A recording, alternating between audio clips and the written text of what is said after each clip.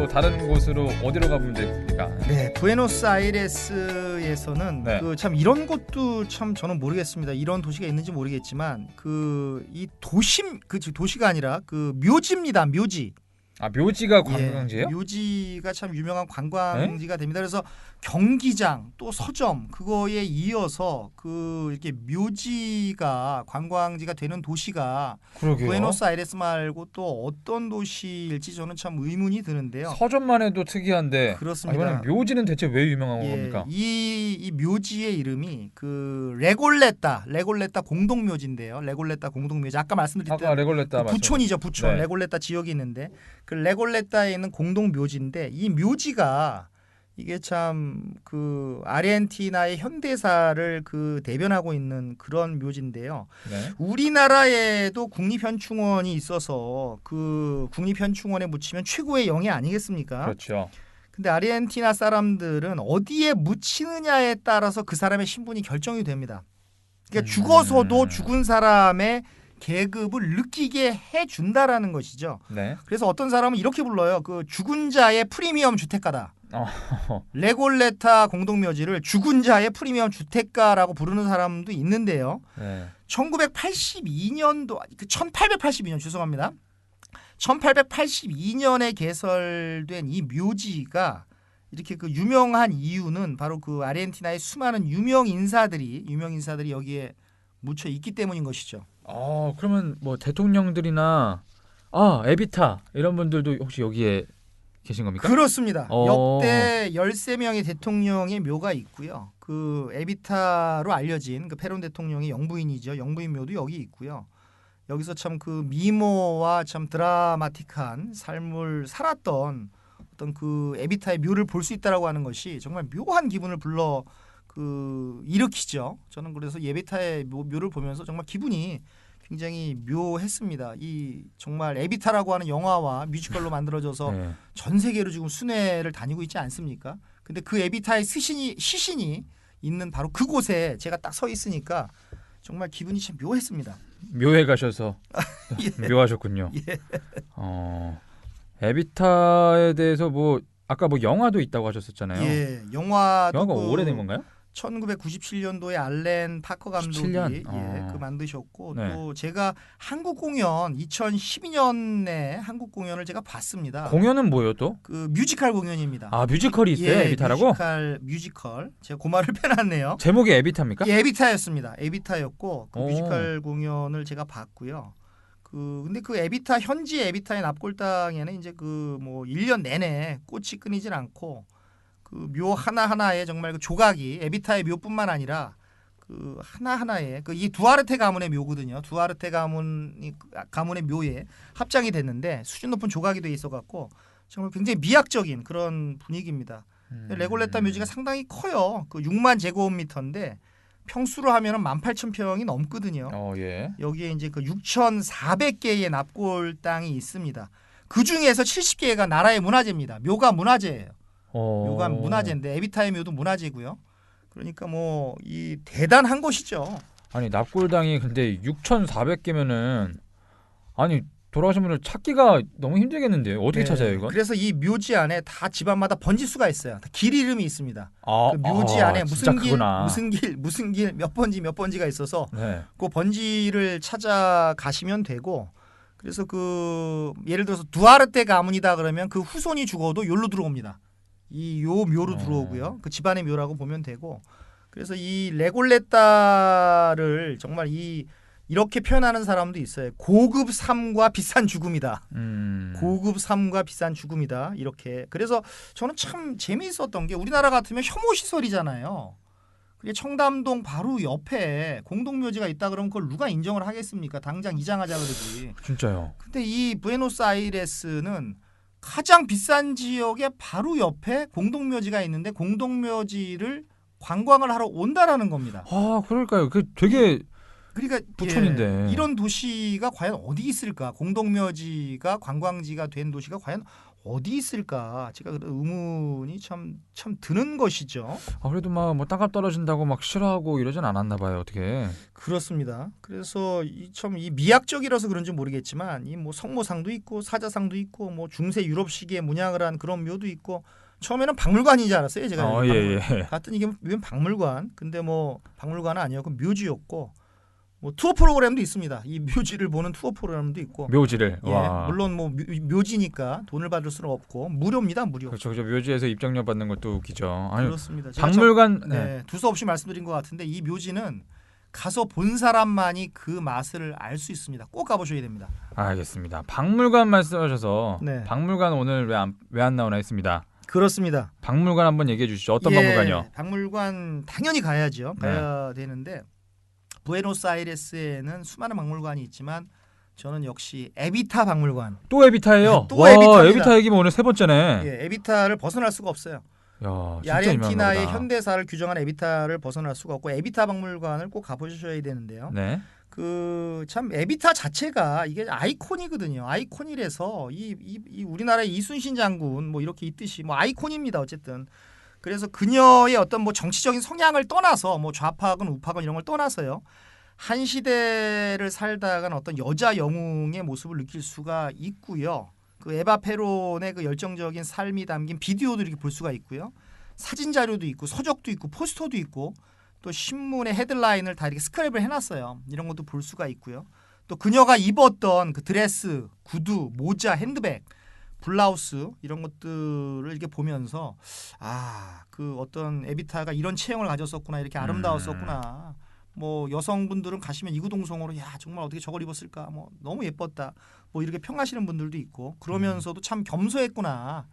어떤 다른 독재자의 아내와는 달리 굉장히 겸손했구나 이렇게 말씀하시는 분들도 있고 네. 만감이 교차하는 바로 그런 그 박물관이 되는데 그 에비타를 아르헨티나 역사에서 빼놓을 수가 없기 때문에 저는 이 에비타 박물관을 전 추천을 드리는 거예요. 그럼 가려면 입장료 알아야죠. 얼마입니까? 예, 입장료가 50페소입니다. 그 한 1,500원 1,500원이네. 그렇습니다. 1,500원 되고 굉장히 싸고요. 남미 현대사를 공부하는 사람에게는 이게 필수 코스입니다. 필수 코스니까 요거를 이렇게 보시면 됩니다. 그 에비타 박물관 가보려면 그 영화나 뭐 뮤지컬 이렇게 좀 보는 게 좋겠어요. 미리. 그렇습니다. 미리 좀 알고 가시면 더 이해가 빠르고요. 네. 좀 알고 가시면은 이렇게 빠르고 또 박물관 주변에 왜 그런지는 모르겠지만 그 체게바라 기념품도 팔고 또 뭐 여러 가지 에바 페론 기념품도 팔거든요. 그러니까 가신 김에 그런 기념품도 이렇게 사오시는 것도 괜찮은 것 같고요. 네. 정말 시간을 초월한 뭐 어떤 이런 그 아르헨티나의 영원한 아이콘을 볼 수 있는 그런 박물관이라고 저는 생각을 합니다. 영웅 보러 가는 거니까 거기서 또 영웅 거 파는 거죠 옆에서. 그렇습니다.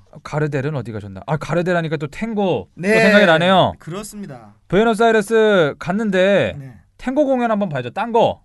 그렇습니다. 땅고를 봐야 됩니다. 땅고를 봐야 되고 요 그 땅고를 볼 수 있는 정말 그 유명한 그 두 군데를 제가 알려드리겠습니다. 어디죠? 첫 번째 알려드릴 곳은 그 카페 또르또니.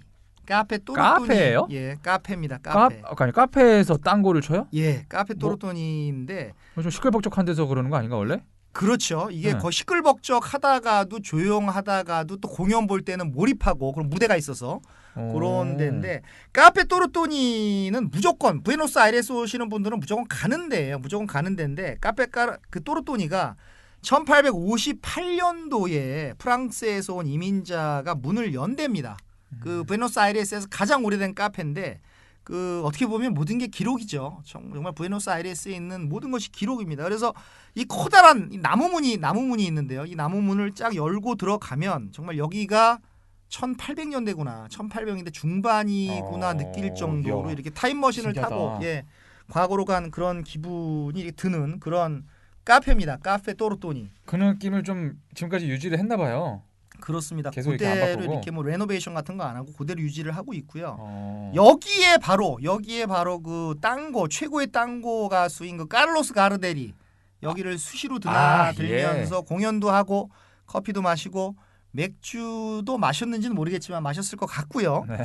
그 여기에 바로 이제 그 카를로스 가르데리 이제 그 이렇게 드나드는 곳인데 바로 이 카페에서 공연을 하는 겁니다. 이 여기서. 공연은 그러면 뭐 돈 내고 보는 거예요? 아니면 예. 아, 돈을 그래요? 예, 카페 커피 사 먹을 때는 당연히 그 저기 돈을 내야 되고 여기 매일 8시부터 이제 그 3회 공연을 해요. 토요일은 4회 공연을 하고 그래서 요 공연이 워낙 많은 사람들이 몰려 있기 때문에 하루 전에 예약을 해야 되고 그래서 이제 그 100페소에서 120페소를 내고 이렇게 하루 전에 며칠 전에 예약을 해야지 이것을 볼 수가 있어요. 아, 안 비싸네. 네, 그 비싸지는 않습니다. 3-4천 원 하는 거네요. 그렇습니다. 여기 몇 시까지예요? 그래서 월요일부터 토요일까지는 아침 8시부터 다음날 새벽 3시까지 하고요. 굉장히 오래 하죠. 그리고 일요일은 아침 9시부터 새벽 1시까지 운영을 합니다. 그래서 저는 여기서 마시는 커피를 저는 그 영혼을 깨우는 커피라고 저는 이렇게 명명을 했습니다. 영혼을 깨우는 커피요? 예. 아, 이거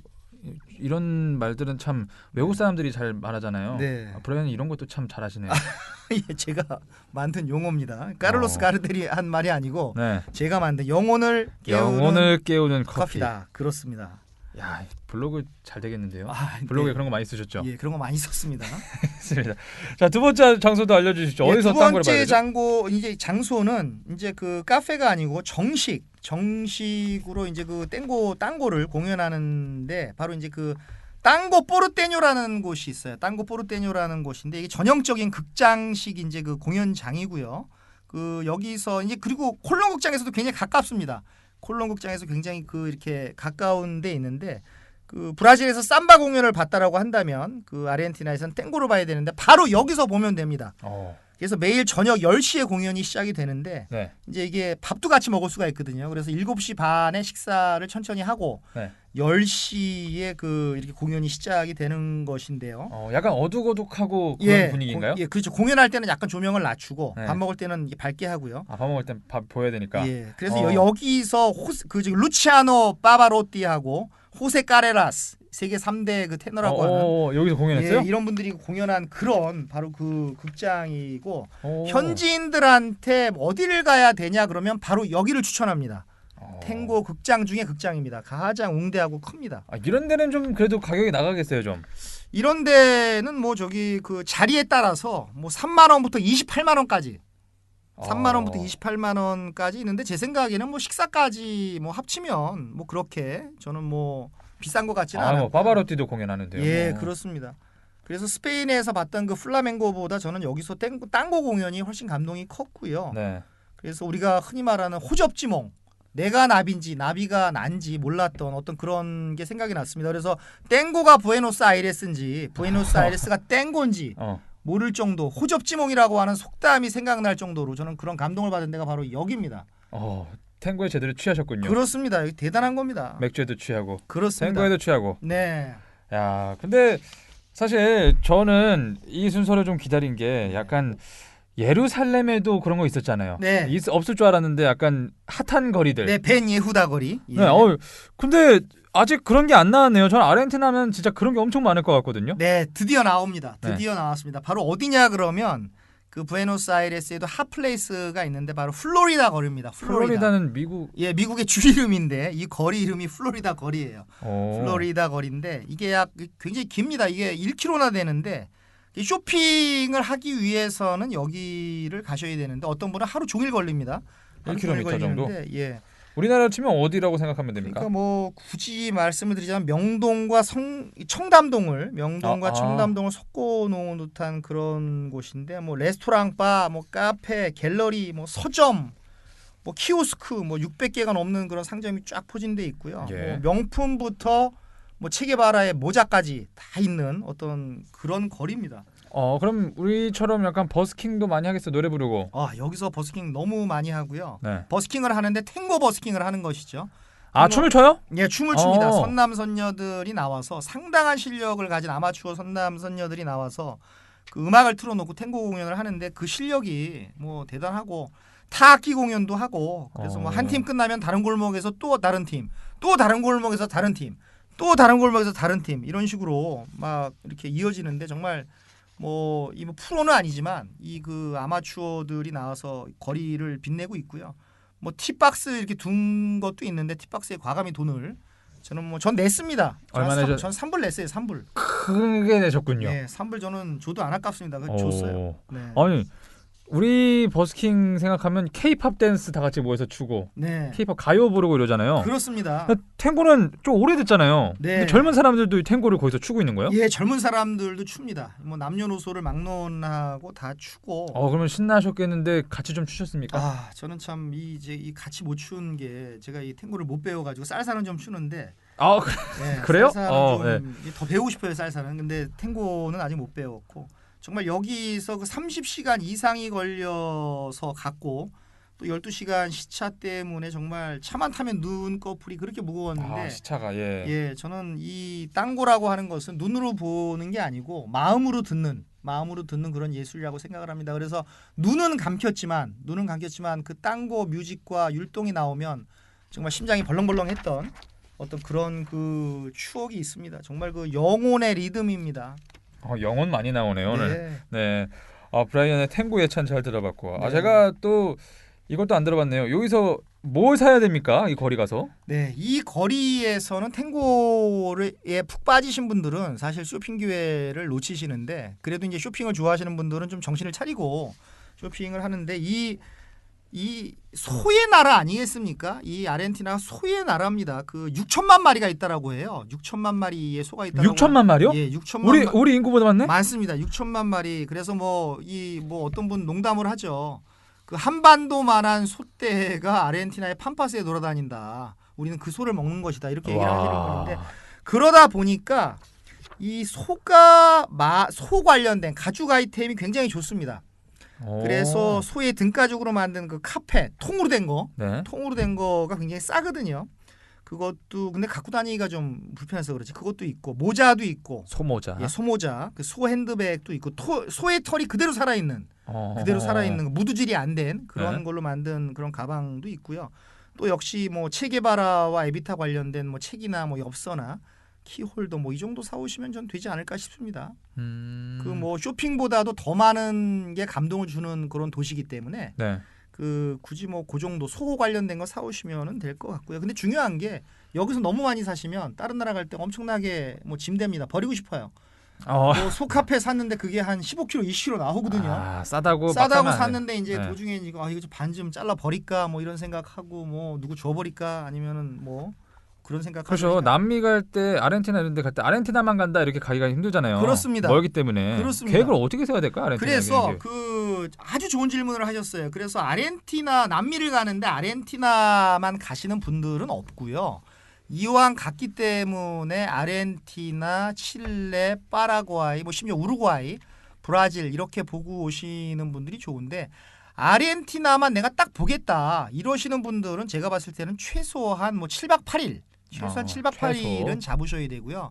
뭐 3박 4일이다 그러면 자다가 오시는 거예요. 그냥 시차 적응했더니 가야 되네 뭐 이런 거니까 안 가시는 게 낫고 최소한 7박 8일 보셔야 되고 그렇지 않으면 칠레하고 이제 브라질하고 아르헨티나하고 파라과이 보시려면은 역시 한 달 30박 31일 정도는 잡으셔야 됩니다. 야, 남미 진짜 길게 가야 되는구나. 예, 남미는 길게 가야 됩니다. 알겠습니다. 네.